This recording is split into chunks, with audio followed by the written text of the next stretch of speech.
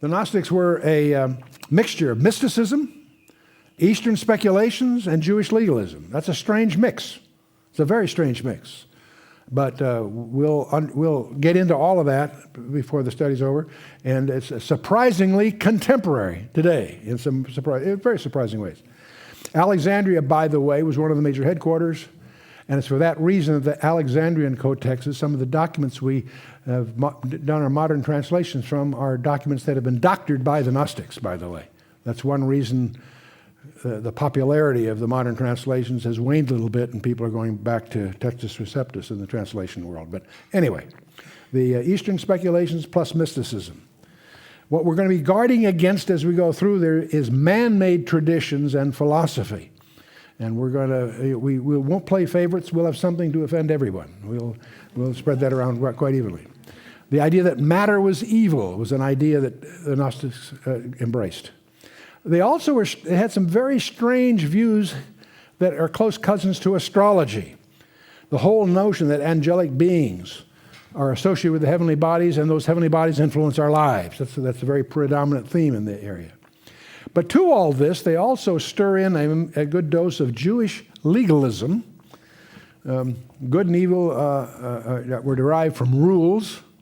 That's what we really mean by legalism. And we'll talk about circumcision, the Old Testament dietary laws, the kosher laws, some of these ideas where they really came from.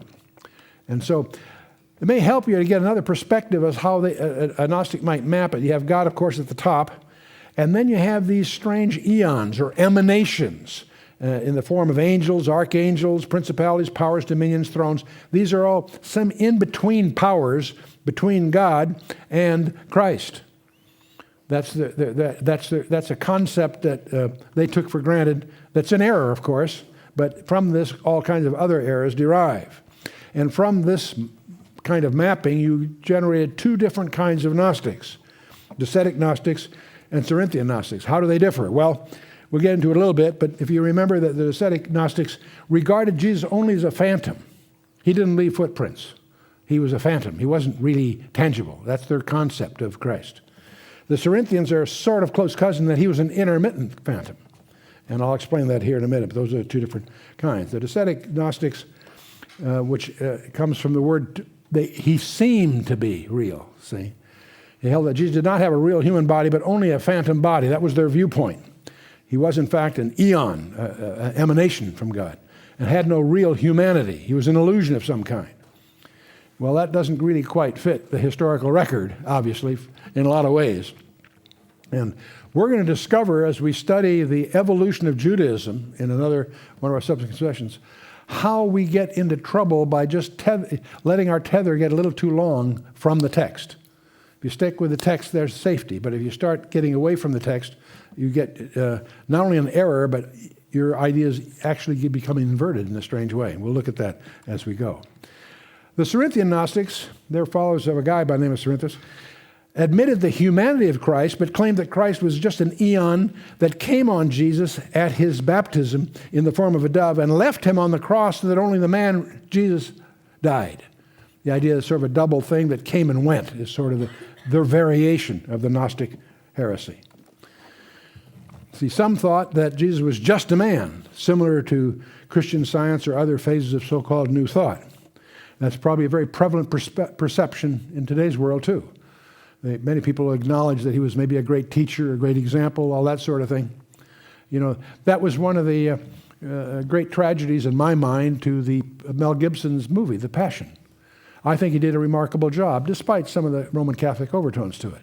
But it has two serious deficiencies. The first, it creates the impression that the crucifixion was a tragedy. No, it's an achievement that was planned before the foundation of the world. Hundreds of detailed specifications confirmed to make it what it was. The second deficiency is it doesn't tell you who he was. He wasn't some great teacher, guy that did miracles, all that. No. The Creator incarnate. And unless you understand that, none of that makes any sense at all. But anyway, Paul's going to deal with all these heresies very directly. Others, by the way, held that he was a spiritual, not material, and John, Apostle, his writings deal with that directly. And so This heresy sharpens because concerning the person of Christ, that's already been set forth in the Philippian letter, the Kenosis. For those of you who studied Philippians 2, I won't take the time here. But in any case, Paul meets these things squarely, powerfully, in his full-length portrait of Christ as the Son of God and Son of Man, both deity and humanity, in opposition to both types of the Gnostics. So we'll get the feeling that Colossians was written directly for our own day as we embrace these things head on. And we'll see that with so many people today, so many different groups, rob Christ of his deity. Every cult group finds some approach to dismiss or minimize the deity of Christ. They'll yield all kinds of other things, and Huxley's the guy that coined the term agnostic, meaning without knowledge. And Paul coins a term, epignosis, which is really super knowledge. Paul is going to use the vocabulary of the Gnostics to upstage them with Christ, in effect. And so all these heresies promise people, spiritual perfection if they enter into the teachings and ceremonies described. There's always somebody that has a better way, the inside secret, if you will. And this depth and full knowledge could only be enjoyed because you're one of the initiated.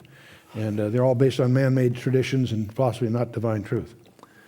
So all these views undermine the very foundations of the Christian faith and attack the person and work of Jesus Christ.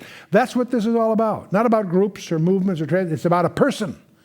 What do you believe about the person of Christ? When Jesus asks you, whom do you say that I am?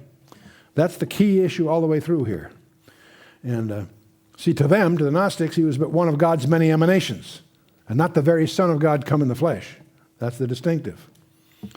The incarnation itself, according to Matthew chapter 1, means God with us, Emmanuel. God is with us, not some emanation. God himself is with us.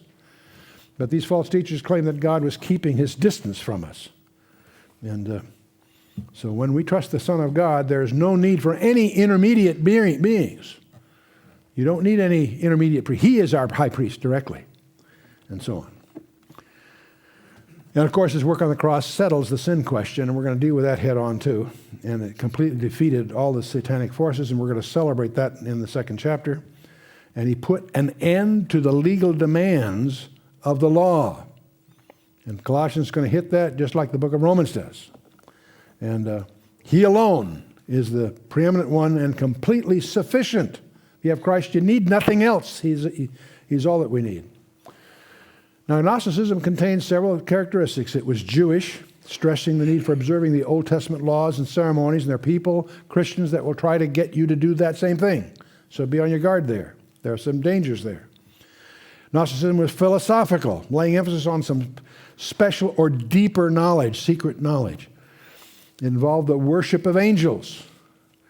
Boy, it's interesting to see how consistent in the Old Testament and the New. Angels don't allow themselves to get worshiped. One did, got in a lot of trouble, right? Okay. And so Gnosticism was exclusive, stressing special privilege, perfection of those select few who belong to the philosophical elite. And so we're going to find that this epistle is going to call forth one of the greatest declarations of Christ's deity found anywhere in the Scripture. That's quite a statement. And we'll encounter that before the chapter 1 is finished.